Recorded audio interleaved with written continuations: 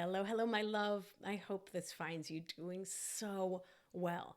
This week, we are joined by certified executive and personal coach, speaker, and author, Coach Keren Eldad. She is a renowned force in this world who helps high achievers transition from the pursuit of success to true fulfillment. She is an incredible human with a lot to say and just wrote a beautiful book called Gilded that I was really grateful to get to read and to share with all of you.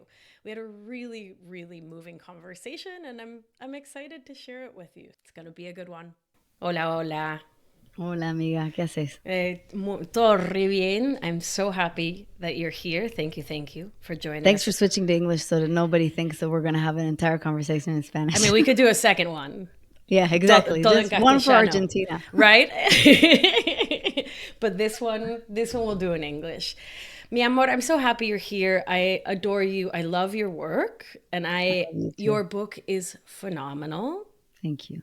And I'm so glad that you're here to talk about the mission.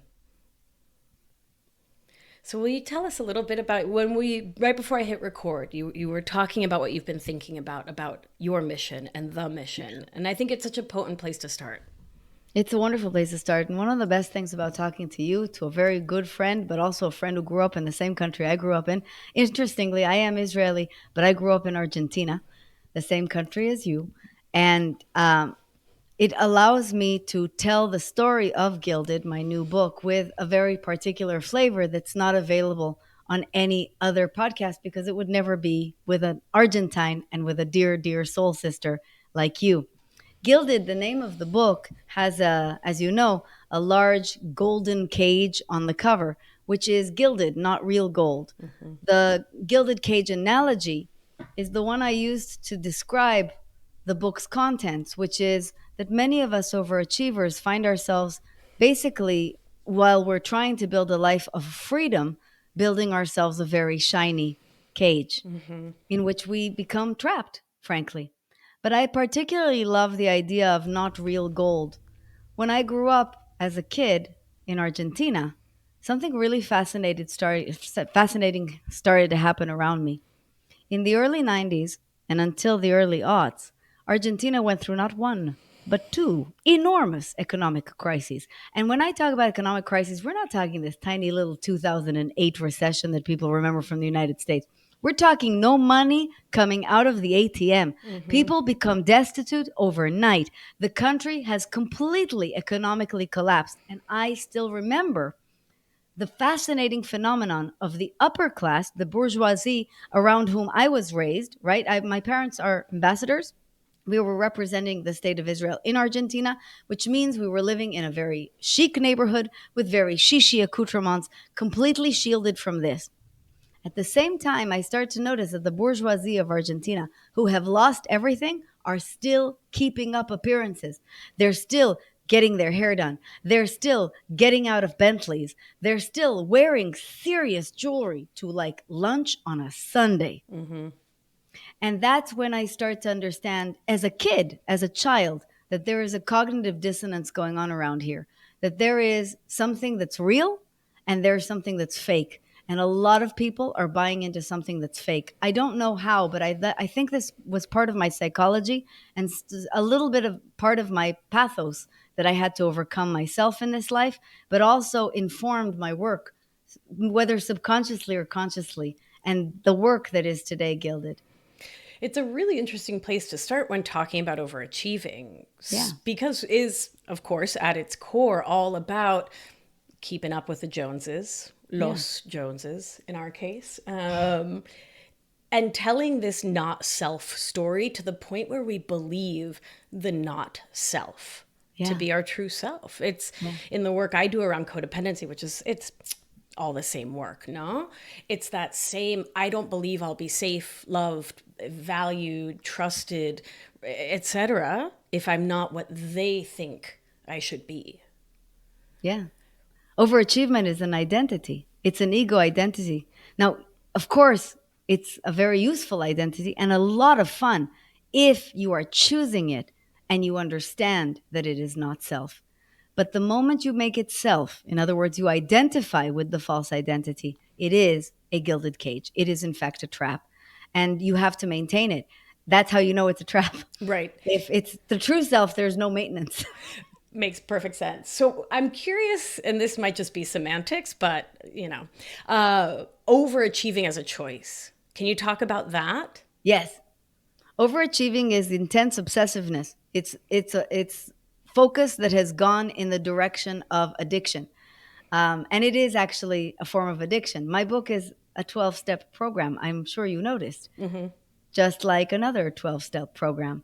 Alcoholics Anonymous and Overachievers Anonymous are basically the same structure of the program. And that's because we have so identified with the overachieving that we begin to think, first of all, I got this under control. And second, it is me, it's who I am. And those are two completely false premises. Overachievement is something that has basically just become a thing that we do to identify ourselves.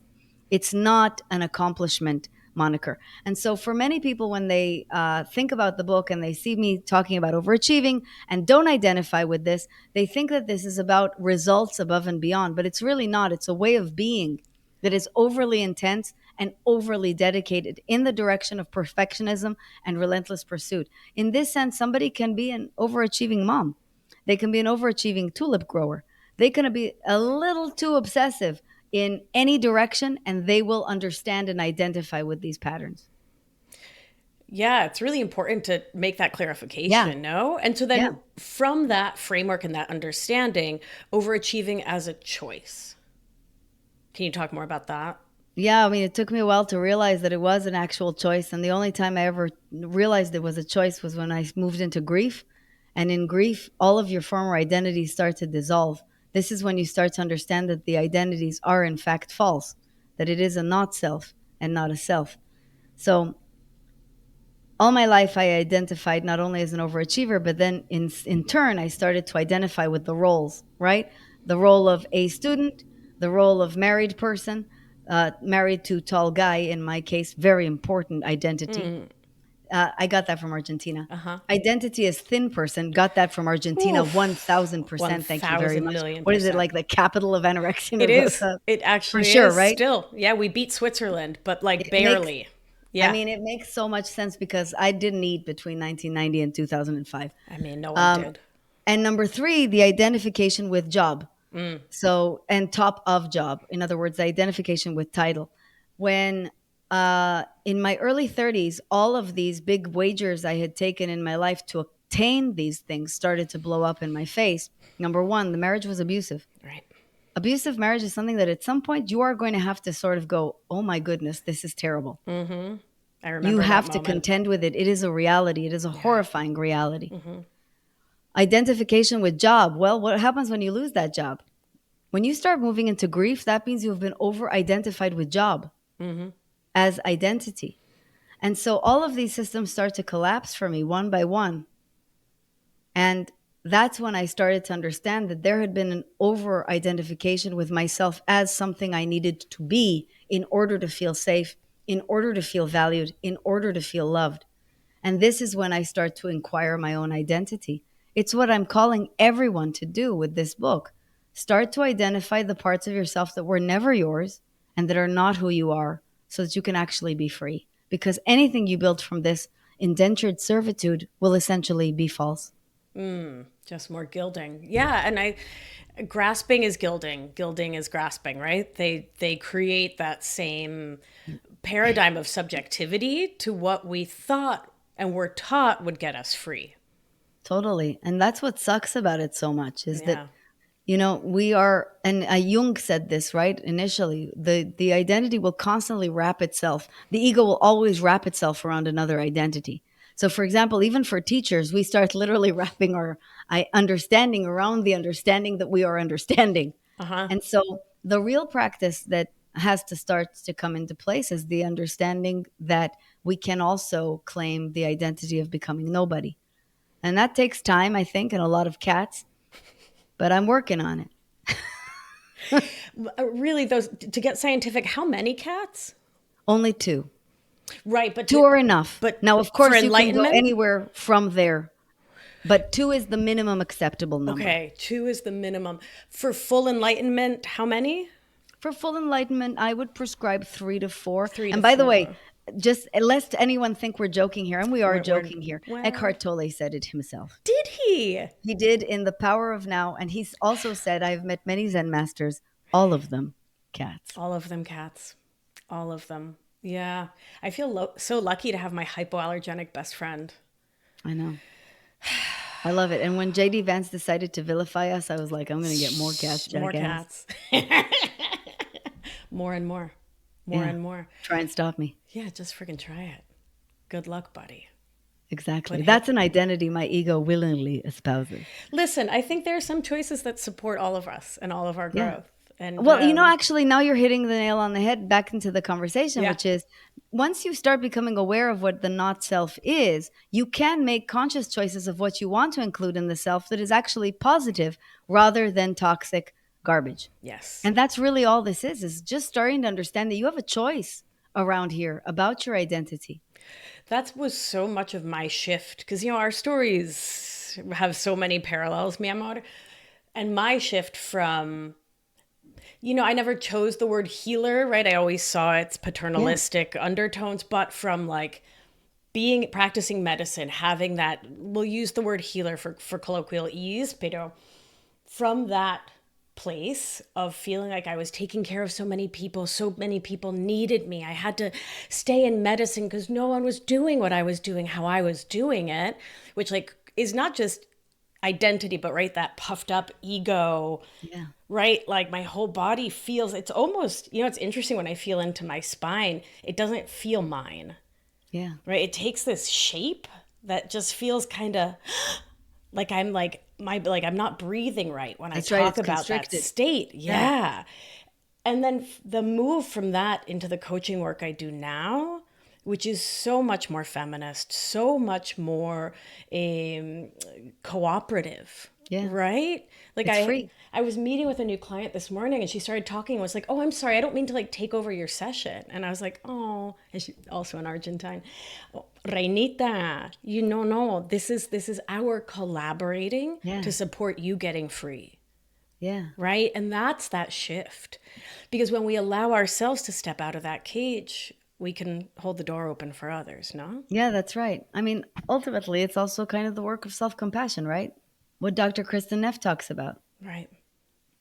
When you start to release yourself, you inadvertently release others. The most beautiful work there is. Oh, Right? nothing like it, man. Nothing like it. And But it is work. And that's sort Yeah. of the part in which I really, really identify with what you just said. I am not a healer. I practice healing, which is Yes. completely different. This is not an identity. I'm just a nice human being who gets to live in a meat sack for God willing 80 more years. But other than that, I get to do this. Yeah. I get to do this is really different from I am this.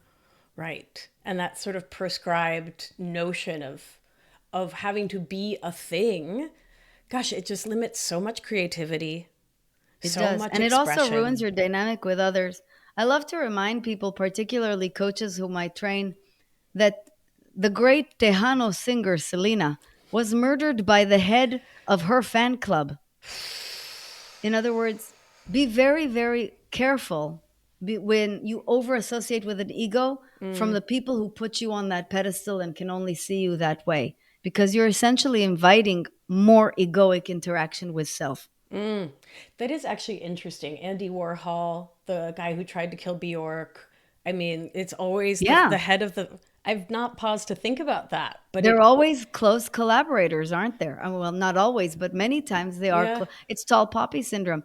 So whenever we start to relate egoically with the world starts relating egoically with us. You stay in that trance. It's an awful trance. I always say to some of my clients, like really, really, after a while, they just become obsessed with the work. And I always say, you're like 2 seconds away from seeing my face in a tortilla. In other words, enough, enough. You got to take me off the pedestal immediately. I am a Yeah. human being. Yeah, I'm yeah. a weird, weird person, just like you. We're only in this dance together, just like you said to Reinita. It's true. Though you are weird in a very special way. That's very charming, I must say. I love really, you too. yeah. I think it's Argentina. I think it is. God, what a weird freaking place. What a weird place. And by the way, also Oof. the hub of so many neuroses. I understand Oh there are yeah. more psychotherapists per capita than anywhere else Anywhere. in the world. Anywhere. And it's similar to New York where we both lived in Yeah. that way that everyone talks super casually about their therapist Yeah. like nowhere else on the planet.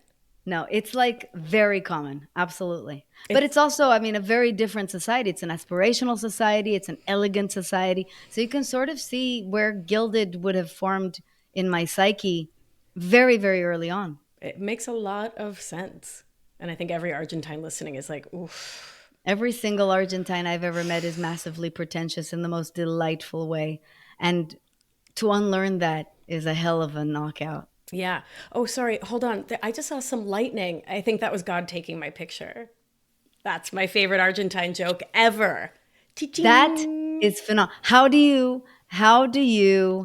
Um, how do you recognize an Uruguayan?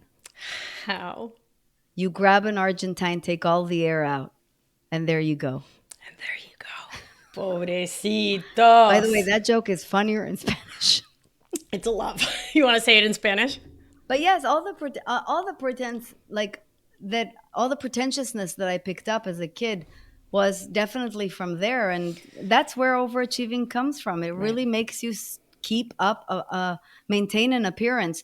And what we're talking about here is just an aggressive maintaining of appearance that can spill over into any of your area of your life. Some people, for example, think that just because they don't get their hair done and are not bedecked in jewels, they're not maintaining an appearance, but many of us are maintaining an intellectual appearance. We're trying to maintain a familial appearance. Look how magnificent and perfect my family is, or my marriage is, etc. Anything we're using to perfect the self and to appear, therefore, invincible is a false self. And that, if you are trapped in that, it's actually costing you the size of your dreams. It is costing you a fulfilling life. This is why I hope you'll take the inner journey to break free, not to create something new, but to just break free. Yeah, and I'll add to that that overfunctioning is really Yeah. how I'm seeing it showing up so commonly in my clients and listeners, thinking that what some might be doing as overachieving outside of the home is really living everyone else's lives for them. And I don't even extend that overachieving to emotionally regulating others or Yes. attempting to, right?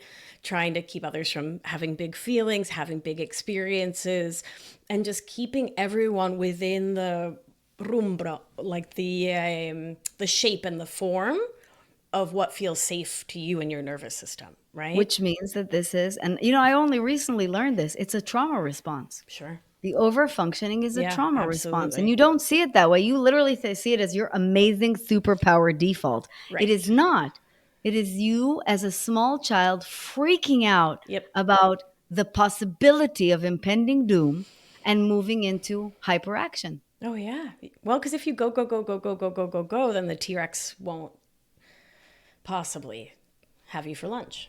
I Right? ask my clients all the time, just as an exercise for funsies, to take 2 hours out of their day and do absolutely nothing. And then I ask them, and I say absolutely nothing. That's Uh-huh. not listen to a podcast. No. It's not take a walk. No. It's literally pretend it's 1991 and all you have is your living room and a bathrobe. And see how quickly your brain starts to move into let's do something.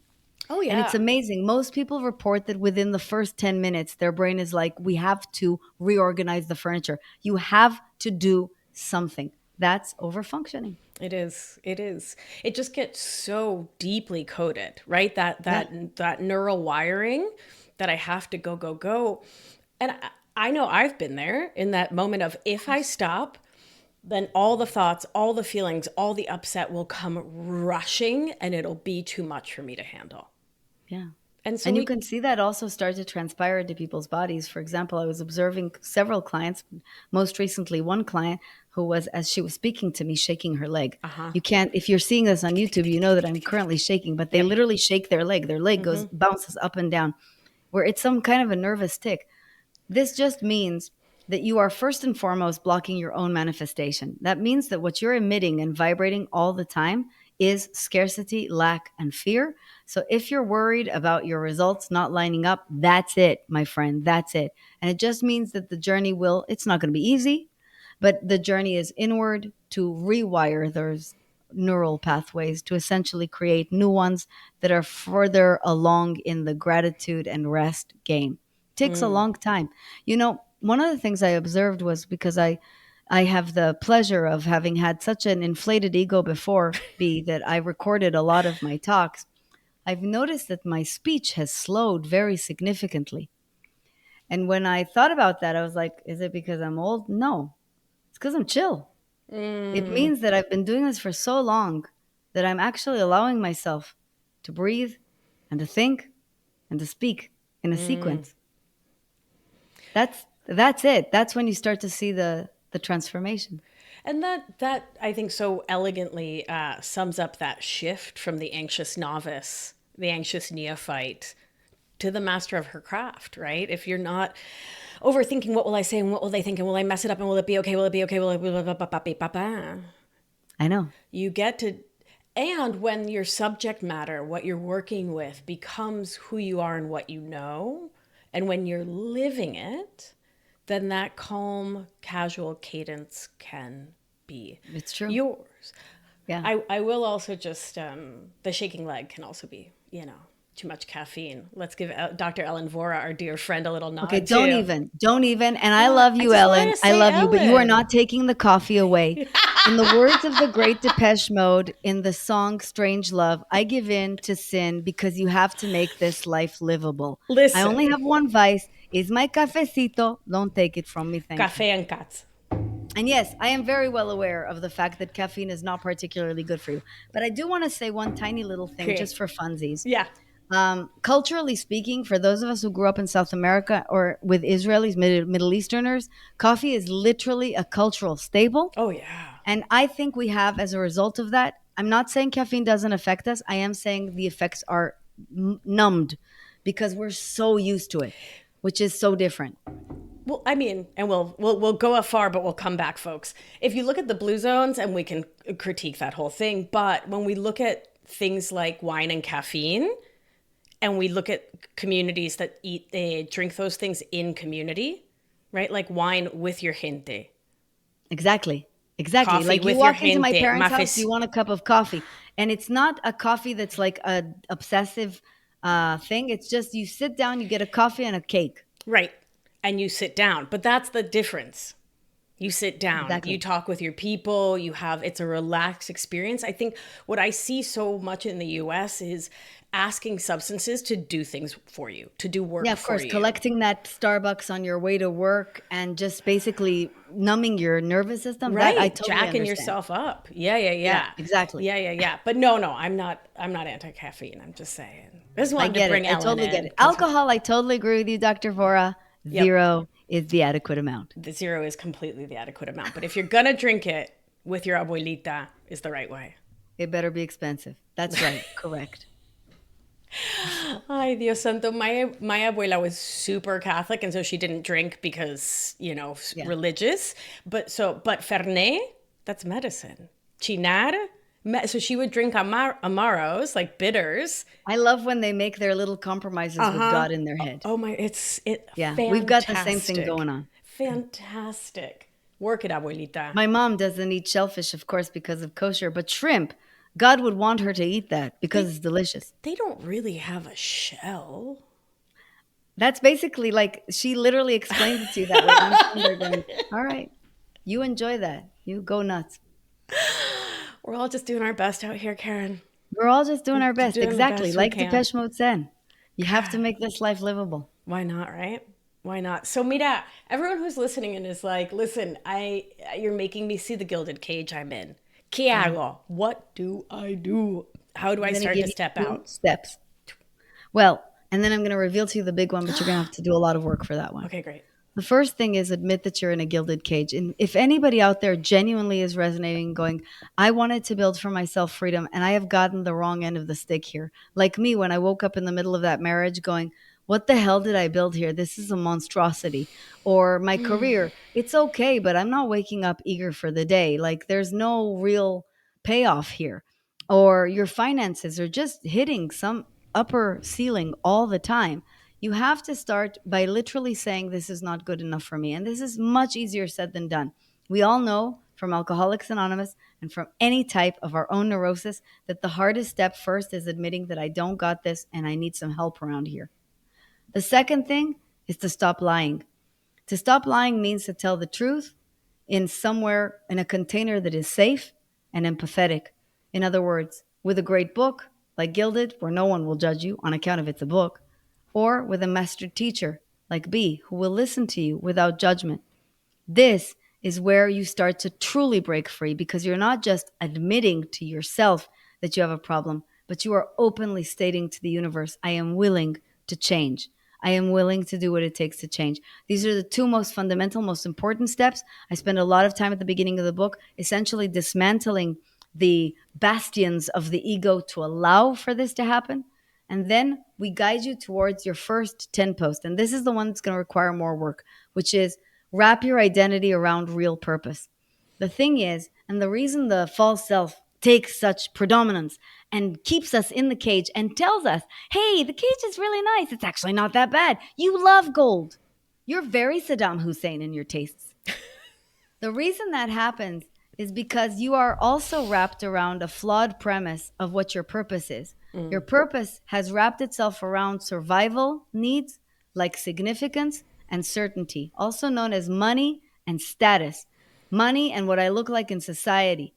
And when those reign supreme, it's really, really hard to unlock and unshackle the cage because you'll be guided continually back to some form of this oppression.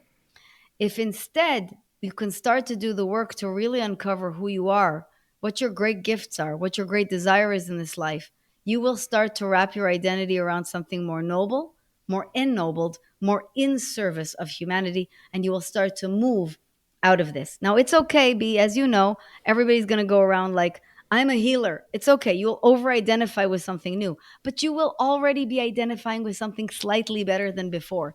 In other words, it's a progression, it's a ladder. Chapter 7 of my book is the longest one in the book.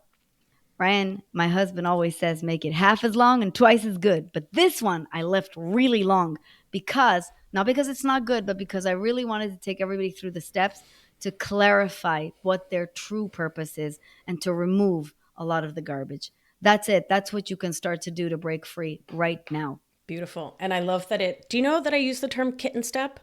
Have you heard me No, say but this before? that's magnificent. Mira, it's one of my favorite things this little brain ever came up with because I think, honestly, and you're a very fancily certified coach, don't you think a baby step is way too freaking big? It's like 2.5 inches. That's an enormous step yes, to take when you're correct. starting off. You're right. And they kind of newborn. walk very, very unstable. Right. Kittens are extremely delicate creatures. They really Not are. only are their tiny little paw steps teeny weeny, Teeny but weeny. they're also very graceful. Very graceful, elegant. Yeah, it's and actually adorable. a perfect term. Why, thank you. I enjoy it myself. Well done. So, kitten steps. Those are the size steps to be taking. Mi gente. Kitten steps. Teeny tiny little kitten steps. Because anything else is just going to land you back on your butt, right? Boom. Yeah, exactly. Boom. And if your identity is shifting into being wrapped up in this news story, what happens when you try to move forward and boom? I know. And it's so important for people because so many people say to me, especially like in the middle of coaching, I don't know where to even start. And I'm like, girl, you're already on the path. Yeah. Just keep following the yellow brick road. Right. Yeah. Just keep walking. I got keep you. Walking. Yeah, slow and steady. And Slow and steady. That's literally it. It's one step ahead of the next. And the capitalistic culture that created that gilded cage also tells us to go fast. No, Silver but bullet. that's what's driving them crazy. They just know. start to basically shortcut. They see the entire mountain. They want to eat the elephant in one fell swoop. And every single philosophy will tell you, you got to relax and just move one step at a time. The path will appear. That's right. And more cats will appear. That's the best part. That really is the best part. We're so lucky to have them. And we're so lucky to have you. I feel the same way. Anything else you want to say to my listeners who I'm sure just eating up every single word? Well, I'm thrilled to hear it because if you are listening and you are eating up every word, because the main message is the most important message of all of us teachers, and it's your life is supposed to feel good to you. Mm-hmm. Anything that doesn't feel good to you is literally a sign that something has gone wrong. This is really important because so many of us, particularly women who have been raised, I don't know, in Argentina, to not eat, to subsume and repress the most basic of needs, we learn to live with really aggressive patterns that feel terrible without questioning them. We learn to live with aimlessness and with boredom and with restlessness like they're nothing. Yeah. And it's my hope that the best thing we can do here by having conversations like this isn't just to fill the space, is to say, you're supposed to go home now. That's what this is supposed to feel like. Yeah.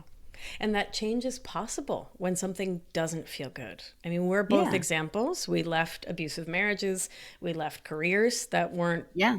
weren't fulfilling our purpose. Do you feel like that's fair to say for you? Yes, I burned everything to the ground 10 Yeah. years ago. And I have to tell you something. If I saw the size of how awesome this was going to turn out, I would have done it 20 years ago. Yeah. I just didn't know. So now Yeah. I talk relentlessly so that somebody can hear me sooner Yeah. And with enthusiasm. I love and that. with great enthusiasm, baby. If you're new to Karen's work, that's her tagline. And it is so phenomenal because why not? Everything should be done with enthusiasm, no? I quite agree. Listen, listen, why not? Why And if not, don't fucking do it. Listen, I could not agree more. You can find the joy Yeah. in a lot of things.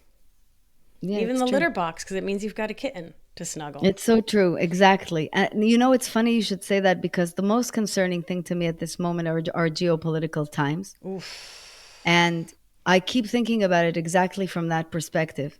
I hate that it's such a freaking litter box, but that means that there must be a kitten somewhere. In other words, there's a karmic correction happening. Yeah. We are essentially, and nobody likes to hear this, but we are essentially getting what we deserve. We are getting the lesson we have to get in order to truly evolve in the direction of our souls. Maybe that's wrong, but it's the way I'm choosing to see things in order to keep on being enthusiastic.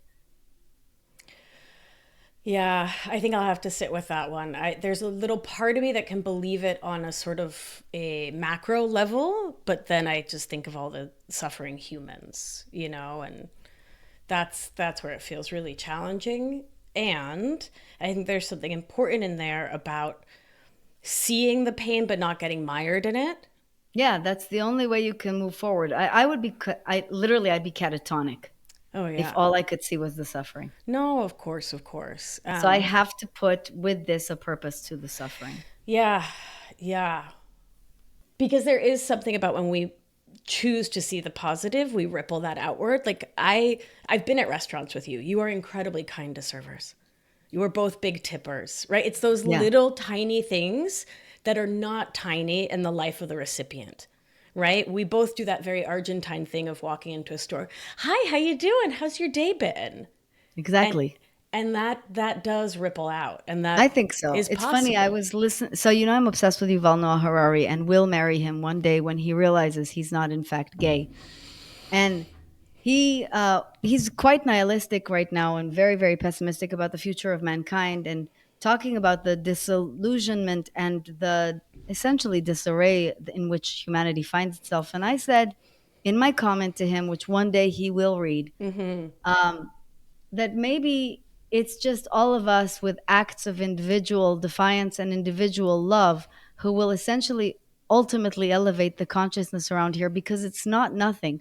Mother Teresa herself said, if you want to change the world, start with your family. What if, what we're doing is not tiny? What if what we're doing is beginning to be enough? What if it's better than all of us descending into collective nihilism and collective hopelessness? Way better. Way better. Way better. On Exactly. a scale of 1 to way better, it's like right up at the top. So I'm going to So go with this I like it. I'll meet you and I'll there. keep voting with my life. Oof, mi amor. Yep, that's an electoral college I can get behind. Living a good Exactly. life, being kind to people, being loving, and helping folks to feel better about the life they're living. Yeah. We have Yeah, a choice. Little yeah, bit, but little it's a bit. choice. Yeah, yeah. Oh, thank you for that. Really appreciate it. Algo For real. más?